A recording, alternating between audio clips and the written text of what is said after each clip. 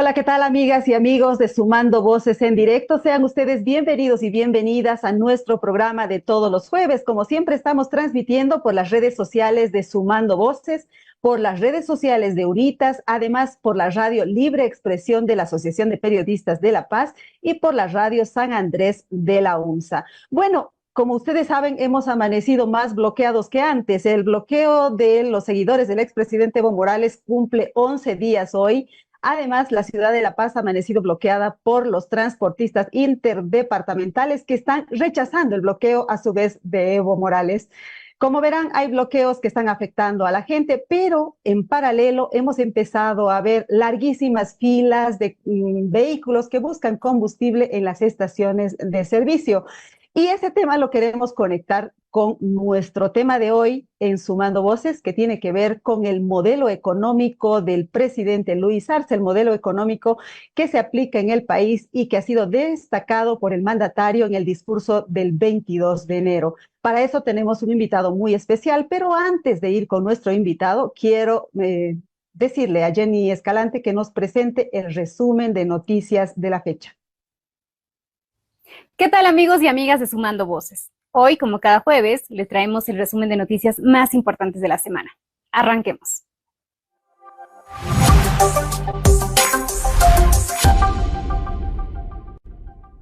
Bloqueo de carreteras en Bolivia.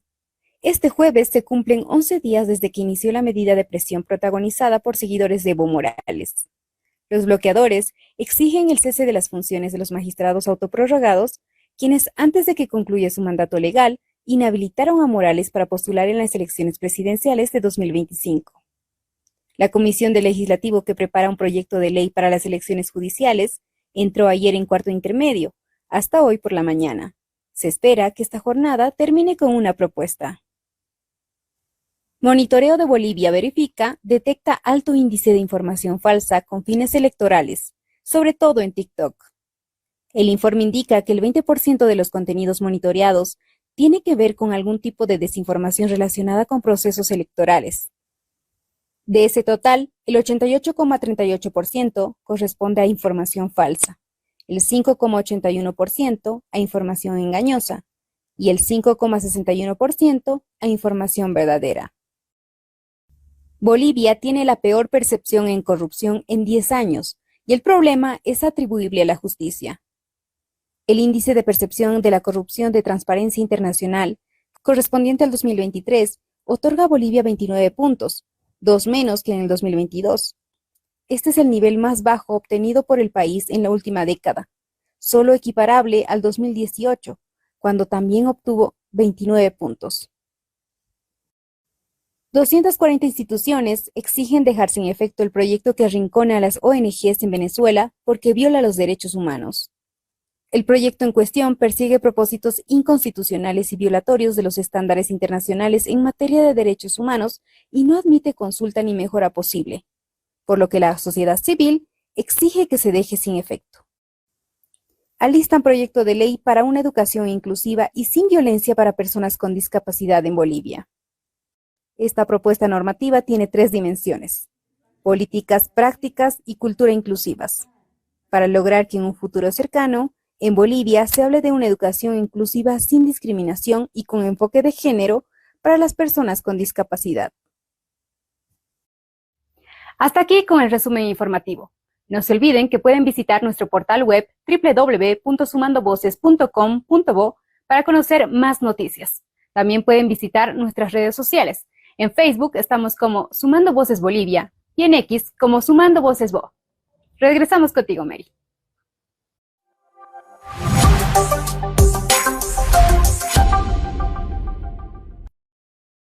Muchas gracias, Jenny, por esta información que tiene que ver con democracia, derechos humanos y desarrollo sostenible. Ahora sí quiero darle la bienvenida a nuestro invitado. Se trata de don Carlos Arce Vargas. Él es economista e investigador principal del CERLA y especialista en temas hidrocarburíferos y políticas públicas. Una autoridad en la materia. Adelante, don Carlos. Bienvenido al programa. Buenos días, Mary, ¿cómo le va? Un saludo a toda su audiencia.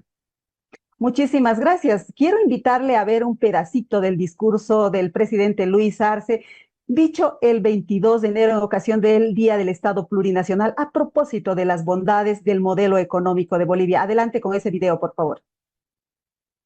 Es así que a lo largo de los años hemos logrado instalar y hacer funcionar un modelo económico que ha sido capaz de enfrentar las peores crisis que después de la interrupción del orden constitucional en 2019, una pandemia, una recesión global y conflictos bélicos que se multiplican y han derivado en presiones inflacionarias mundiales, sigue demostrando plena vitalidad y ofreciendo buenos resultados.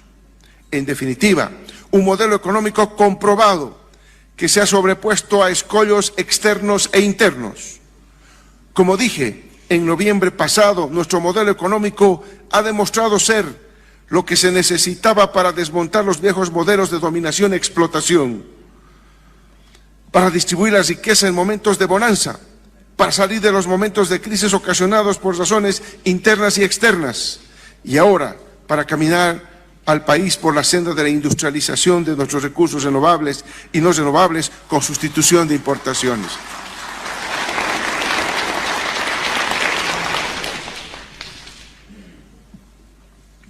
A pesar de las condiciones externas en el mundo que están colocando en aprietos a varios países de nuestra región, la economía boliviana mantiene un ritmo de crecimiento sostenido que al tercer trimestre de la pasada gestión alcanzó a un 2,3%. Asimismo, nos hemos esforzado por preservar la estabilidad de precios, de modo que concluimos el 2023 como la segunda inflación más baja de la región, con el orden del 2,1%, cuando unos cuantos países superan ya los 2 y hasta 3 dígitos, algo impensado para Bolivia, felizmente. El crecimiento económico, ligado a la estabilidad de precios, ha generado un escenario favorable en nuestro proceso de reconstrucción de la economía, que ha derivado también en la reducción de la tasa de desocupación, la más baja de América Latina, al tercer trimestre de 2023. Mientras nos mantenemos como la economía que más rápido ha recuperado los niveles de ocupación post-pandemia. Don Carlos, ¿qué opina de ese discurso del presidente Luis Arce? ¿Será que el modelo tiene vitalidad, tiene buenos resultados y ha logrado soportar todas las crisis que ha señalado el presidente a la luz de la coyuntura, que tenemos filas en las calles de La Paz por gasolina? Adelante, por favor. Lo tenemos con el audio apagado, don Carlos, si lo podría prender. Sí, el contenido de ese discurso, de ese informe es claramente apologético, ¿no? En realidad, la percepción de la gente en las calles, en los bolsillos, en la situación del trabajo, etcétera, dice todo lo contrario a lo que afirmaba el presidente. Ahora, los datos que da pueden ser reales, sin embargo, lo que está mostrando es una imagen incompleta. En el caso del crecimiento, por ejemplo, lo que no dice el presidente es que ese 2,3 es menos de la mitad de lo que se había proyectado y que es un segundo año en su mandato de caída de la tasa del PIB. Eso quiere decir que no es que estemos mejorando, sino que luego de haber recuperado el 2021 de una caída excepcional que fue producto de la pandemia, de la paralización de la economía mundial, etcétera, el país nuevamente está en esa situación de caída del crecimiento económico. En el tema de la inflación es claramente una inflación baja por que se han congelado los precios de muchos artículos fundamentales como los hidrocarburos, los combustibles que se utilizan en el mercado interno y algunos alimentos. En esa medida, la tasa de inflación deja de ser un buen indicador de la actividad. Y en el tema del desempleo, en realidad Bolivia nunca ha tenido tasas de desempleo muy elevadas, excepto el 2020, digamos, eh, porque la forma en que se mide el desempleo mundialmente por la OIT, etcétera, no es muy adecuada a países como el nuestro, donde persiste una economía muy atrasada, desindustrializada, etcétera. Lo más importante en este tipo de economías es la presencia de un sector informal muy grande, es decir, de un desempleo disfrazado de actividad en sectores como el comercio, los servicios, con muy bajas remuneraciones, sin estabilidad, sin beneficios sociales, etc. Y ese nivel es muy alto, la informalidad es 80% más o menos en el país, y por tanto las tasas de desempleo medidas así, digamos, convencionalmente son muy bajas. Entonces, lo que estamos viviendo en realidad es la consecuencia de más de década y media del modelo, que es un modelo rentista y que se apoyó fundamentalmente en condiciones extraordinarias de auge de precios de las materias primas, que se concentraron básicamente en la exportación de gas natural por todos estos años, ¿no? ¿Y se podría hablar ya a estas alturas de una situación de crisis, don Carlos, o qué es lo que estamos viviendo? Bueno, el tema de la crisis efectivamente es, digamos, muy imprecisa la descripción de una crisis. Hay más bien otros indicadores como son la recesión, etcétera, medidos internacionalmente cuando hay caídas sucesivas en 2 trimestres, etcétera. Lo que podemos decir es que es una crisis latente, eh, porque las condiciones en la economía no son buenas. Tenemos un déficit fiscal muy importante, que además se está repitiendo desde hace varios años. Desde el 2015 tenemos déficit fiscal, y este está agravando por las condiciones fundamentalmente del gasto, que tienen que ver con la subvención de hidrocarburos y con la falta de ingresos suficientes que provenían de la exportación de gas. Una exportación de gas que ya ha dejado de ser, digamos, superavitaria, es decir, comparando el valor exportado de gas versus el valor de la importación de combustibles, ahí ya tenemos un déficit. Entonces, ha convertido al Estado en un Estado insolvente.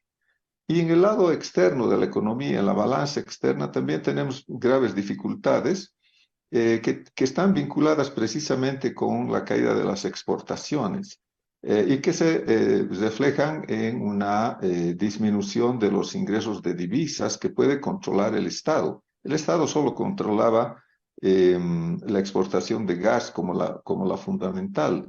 Las otras fuentes de divisas son básicamente privadas y actualmente, como un caso extraordinario, el ingreso de remesas de personas que han migrado. Entonces, estos dos déficits, interno, fiscal, y el externo, que además está agravado por el riesgo país que se ha elevado y por el que hace más difícil conseguir recursos de fuera, como préstamos o colocar bonos soberanos, como se hizo en años pasados, ¿no? Entonces, estos son elementos determinantes de una presión muy fuerte sobre la actividad económica. Ahora, nosotros prevemos que esta relativa estabilidad además está ocultando la presencia de una economía en la sombra donde hay varias actividades ilícitas que podrían estar, por ejemplo, proveyendo de una parte de las divisas que son necesarias para la importación. Hay que recordar que en un país con una política y un Estado rentista, que quiere decir que ha abandonado el interés por el mercado interno y solo espera las rentas provenientes de la explotación de recursos naturales, En un país como este, las importaciones son importantísimas, ¿no? Dependemos de la importación no solo de insumos industriales, sino cada vez más inclusive de alimentos. Entonces, ¿cómo se están financiando estas cuando el flujo de divisas que pasa por el Banco Central ha caído, cuando nuestras reservas han disminuido de manera tan acelerada, las reservas de divisas, que no garantizan ya ni siquiera 2 meses de importación? ¿Cómo es que siguen funcionando muchas de estas actividades? Nosotros creemos que hay una importancia muy grande del narcotráfico, por ejemplo, y de otras actividades como el contrabando, la minería ilegal de oro, el contrabando de maderas preciosas, etcétera. Entonces, digamos, muy inestable esta relativa quietud o comportamiento de la economía, pero además no está totalmente explicada porque hay unos flujos que no están visibles en los indicadores macroeconómicos. Muy preocupante lo que usted nos dice, don Carlos. Primero, nos habla de una crisis latente y segundo, de que hay una economía a la sombra, ¿no? De que probablemente los dólares que vienen de las actividades ilícitas estén financiando las importaciones bolivianas. ¿De cuánto más o menos estamos hablando? ¿Habrá algún análisis que nos diga cuál es el impacto de esta economía ilícita en la economía legal? Bueno, de todas estas actividades es muy difícil, precisamente porque son ilegales, conseguir mayor detalle, digamos, de la información. Lo que nosotros hemos hecho en el caso de la economía cocaína es calcular más o menos con datos oficiales de Naciones Unidas y del propio gobierno a cuánto ascendería en este nuevo escenario en el que el país se ha convertido, además de país de tránsito de droga, en un país que produce cocaína refinada, con coca nacional, pero también con pasta base peruana. Hemos calculado que aproximadamente en el país podrían estar circulando, así que podría quedarse de este gran negocio, que son miles de millones de dólares, al precio de mercados europeos o estadounidenses. ¿Cuánto se queda si es que esta cocaína boliviana trascendiese, pasar a las fronteras nacionales? Estamos hablando de que esta exportación podría alcanzar un valor de unos 2.900 millones de dólares aproximadamente hace un par de años, ¿no? No tenemos los últimos datos al 22. Pero de esa cantidad, en los eslabones nacionales que tienen que ver con la producción de la coca ilegal, que es la materia prima, y con la producción de pasta base, podrían estar más o menos unos 900 millones de dólares circulando. Si a eso le sumamos una participación relativa en el transporte, que es una parte de una fase de este negocio, podríamos estar hablando de unos 1.100 millones de dólares aproximadamente en el caso del narcotráfico, considerando o suponiendo que sean correctas las informaciones y los cálculos de las Naciones Unidas, que han dejado de producir alguna información sobre la cocaína. Oficialmente el informe de monitoreo ya no incluye desde el 2009 el cálculo de producción potencial de cocaína para Bolivia. Entonces es más o menos de ese tamaño, pero podría ser mucho más, porque lo están revelando las últimas incautaciones de droga. Antes se incautaban 20, 30 toneladas por año, pero podemos recordar que en las últimas 2 incautaciones de madera con cocaína, una en Oruro con 8 toneladas y otra que recién han descubierto en el Perú por 7 toneladas, están hablando ya de 15 toneladas en apenas 2 casos resueltos, ¿no? O descubiertos. Entonces, a eso habría que sumarle las otras cantidades que han sido incautadas, por ejemplo, en Europa, etcétera. Entonces, podría ser inclusive muy conservador este cálculo, ¿no? Con base en informaciones oficiales.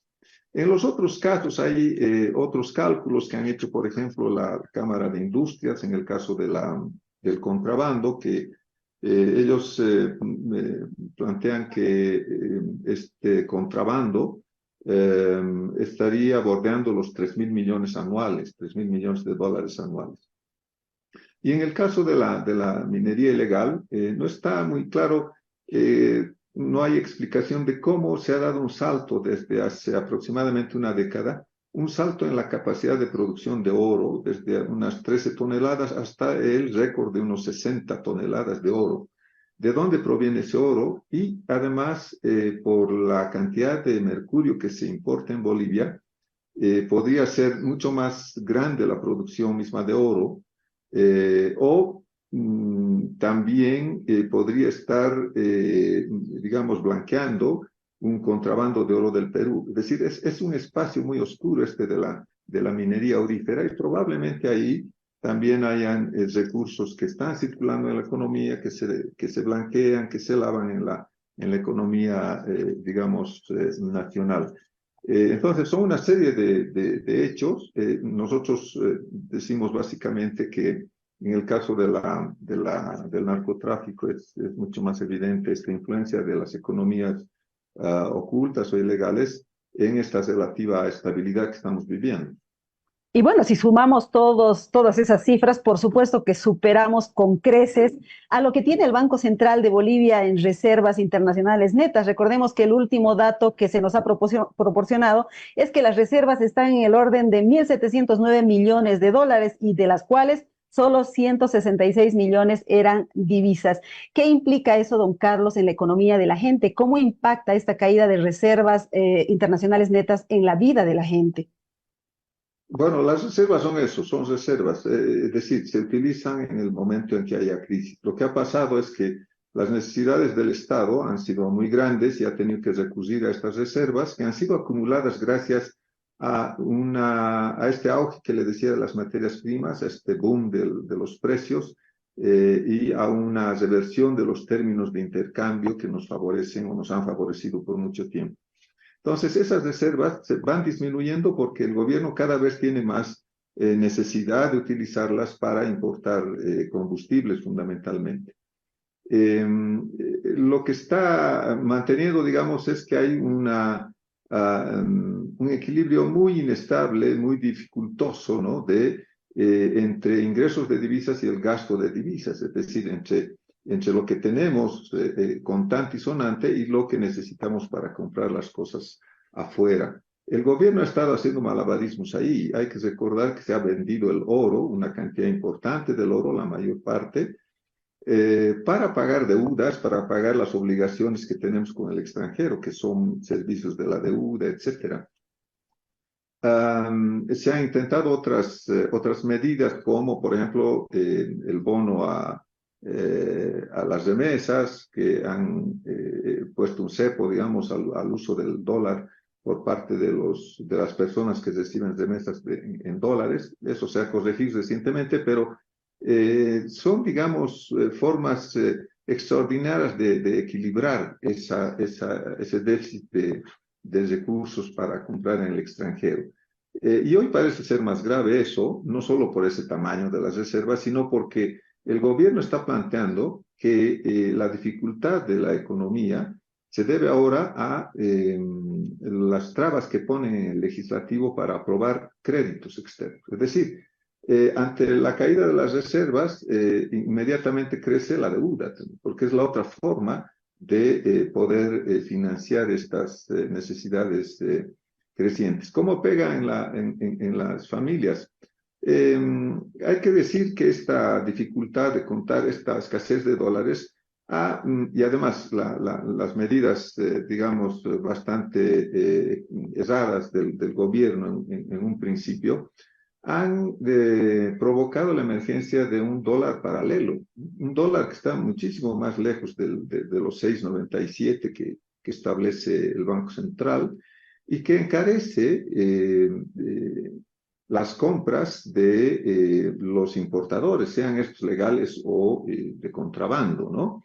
Entonces, sabemos en los mercados, por ejemplo, de electrodomésticos, en algunos mercados donde circula el dólar, porque es la forma en que se paga en el exterior estos artículos, están creciendo, porque ahora se calcula sobre un dólar que ya no existe, es decir, con un dólar que está muy lejos del precio oficial. Entonces, esto naturalmente está elevando los precios, se va a incrementar la inflación, en muchos sectores, ¿no? Eso es lo que le pega directamente. Pega obviamente en los negocios, algunos negocios que ya no pueden contar con insumos que son importados, estarán paralizando actividades o reduciendo su actividad, lo que afecta también al empleo, etc. Entonces es toda una bola de nieve que va creciendo en la medida en que no podemos garantizar estas divisas, ¿no? Tan necesarias, como digo, en un país rentista y altamente dependiente por falta de industrialización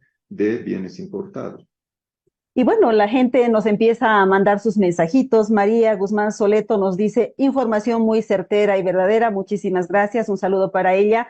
Pero yo quisiera ir al origen de esto. Usted nos habla del modelo rentista, que sería el responsable de esta situación.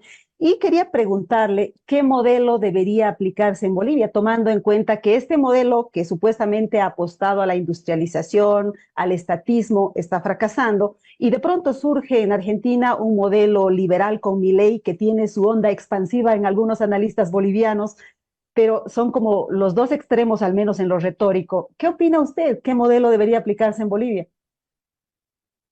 Bueno, primero hay que caracterizar un poco más esto del modelo rentista. Este modelo rentista en realidad es un modelo que se ha dado históricamente en el país, ¿no? Por la ausencia de un desarrollo industrial capitalista, que es atribuible a la inexistencia de una clase dominante, de una burguesía, de un empresariado que haya sido industrioso y que más bien no haya dependido exclusivamente de su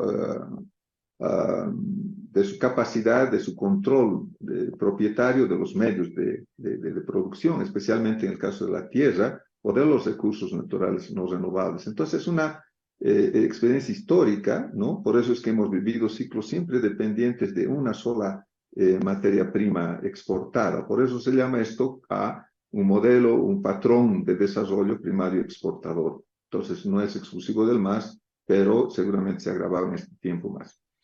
La respuesta de Milei y de los arrátares o de los fans que están apareciendo en Bolivia es una solución por el desastre, pues, ¿no? Porque en realidad su razonamiento es muy básico, es creer que todo es posible, que existe un capitalismo primigenio donde hay competencia perfecta y donde los precios van a decidir qué es lo que se produce, qué es lo que se compra, etc. Aunque esto sea drogas, aunque sea armas o sean órganos humanos. Entonces, es una respuesta que viene por el desastre, es decir, ante la molestia, ante digamos, los resultados tan desastrosos que han dado estos modelos populistas, ¿no?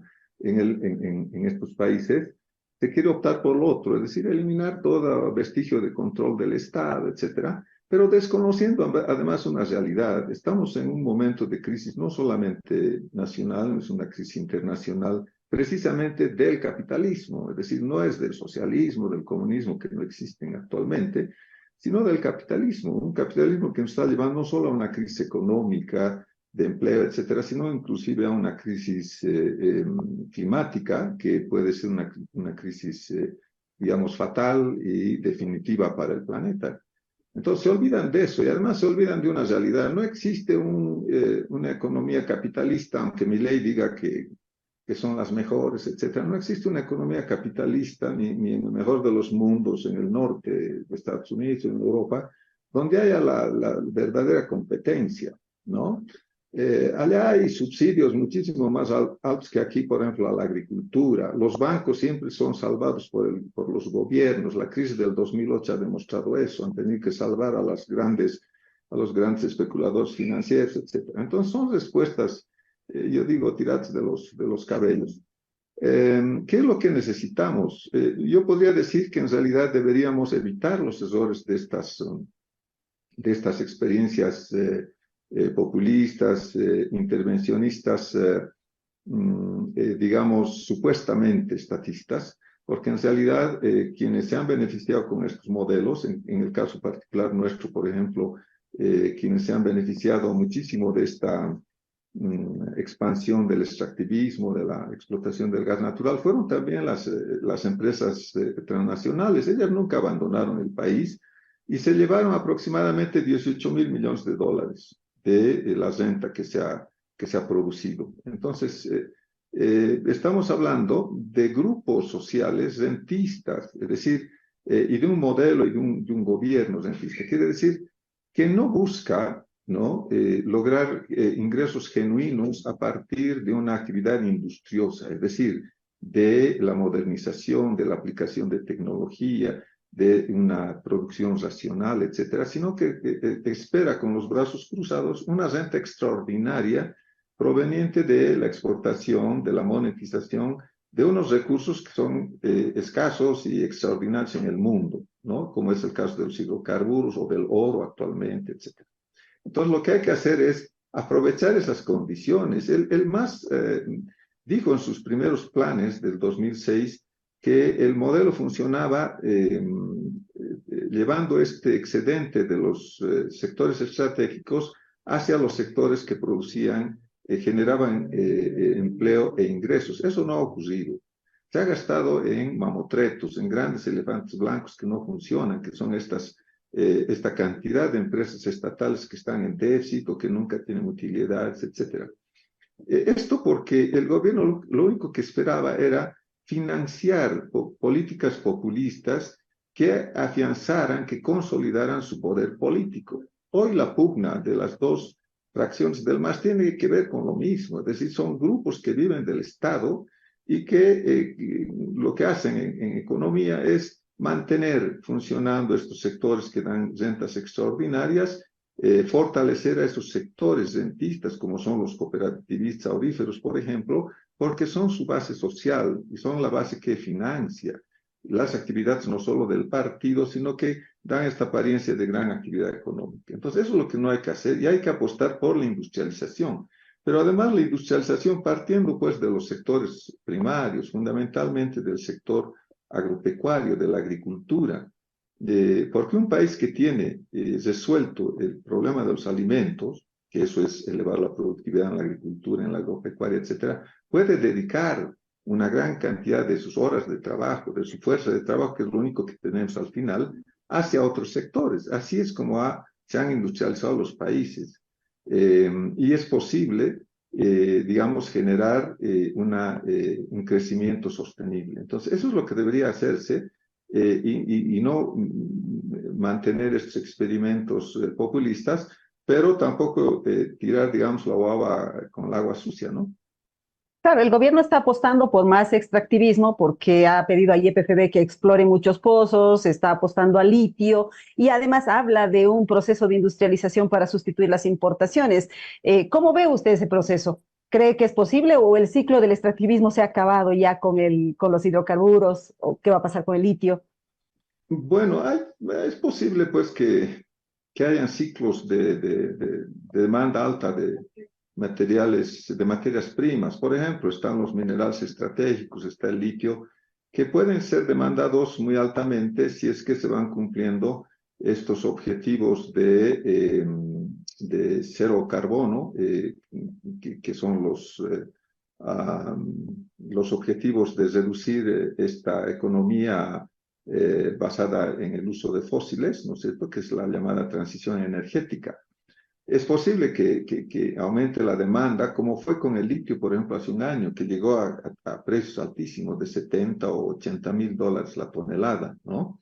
Eso es posible y eso podría atraer, digamos, inversiones a la exploración minera, a la exploración del gas, etcétera, nuevamente.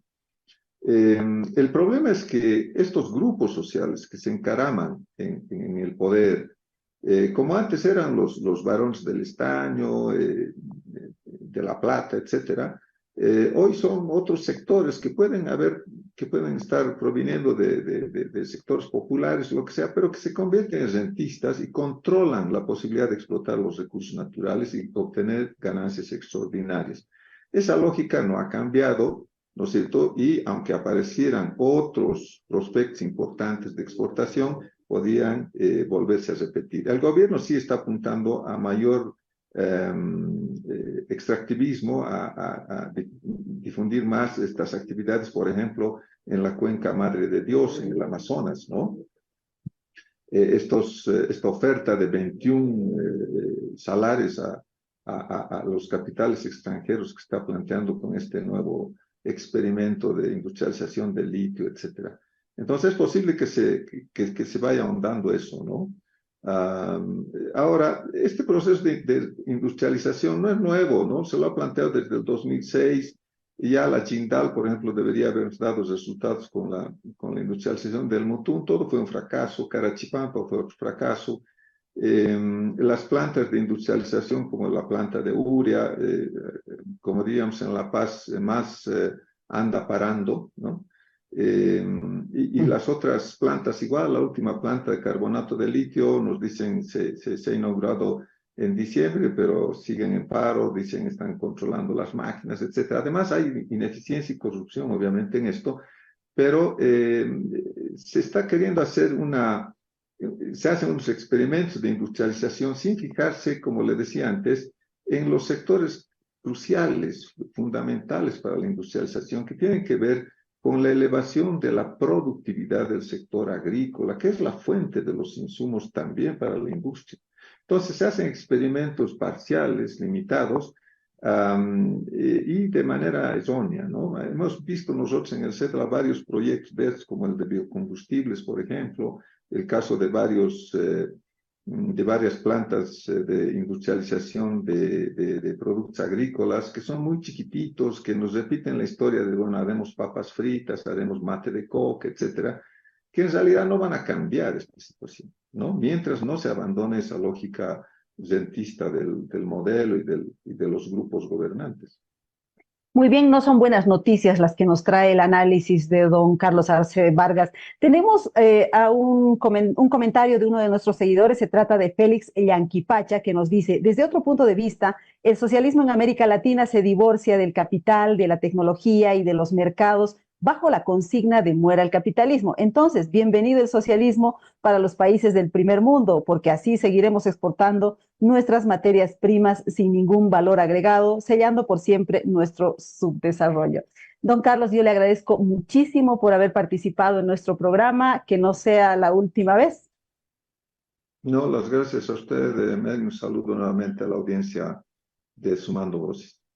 Muy amable, muchísimas gracias. Amigas y amigos de Sumando Voces en Directo, como siempre, antes de terminar el programa, quiero leerles un resumen de nuestro editorial. En esta semana nos ocupamos del peligroso cierre del espacio cívico. La libertad de asociación y otros derechos humanos están en serio riesgo en Venezuela y Nicaragua, donde el espacio cívico se ha ido cerrando poco a poco sin que haya poder humano que haga cambiar de posición a los gobernantes de aquellos dos países. Cívicos Monitor sitúa al espacio cívico de ambos países en la categoría de cerrado, que es el peor escenario en este índice de medición. Traemos el tema del espacio cívico a este editorial porque en Venezuela ha vuelto a la agenda pública la ley que pretende limitar el trabajo de las organizaciones no gubernamentales, las ONGs, al punto de impedirles operar e incluso de penalizarlas en momentos en que se requiere la presencia activa de la sociedad civil para observar el proceso electoral que está en curso y que, a propósito, transita también por rutas autoritarias porque acaba de ser inhabilitada la candidata de la oposición, María Corina Machado. Lo que sucede en Nicaragua y Venezuela es también una voz de alerta para Bolivia, porque las ONGs están siendo sometidas a engorrosos trámites para renovar sus personerías jurídicas y, según datos oficiales del propio gobierno, estas han reducido su presencia en Bolivia de 2.165 en 2015 a 166 en 2024. El cierre de ONGs, fundaciones y otras organizaciones de la sociedad civil es un patrón de los regímenes autoritarios que no quieren ser fiscalizados ni cuestionados en su accionar, precisamente porque estas organizaciones se ponen del lado de la democracia, los derechos humanos y convierten a las poblaciones en situación de vulnerabilidad en sus directas beneficiarias. El espacio cívico abierto es sinónimo de una democracia saludable.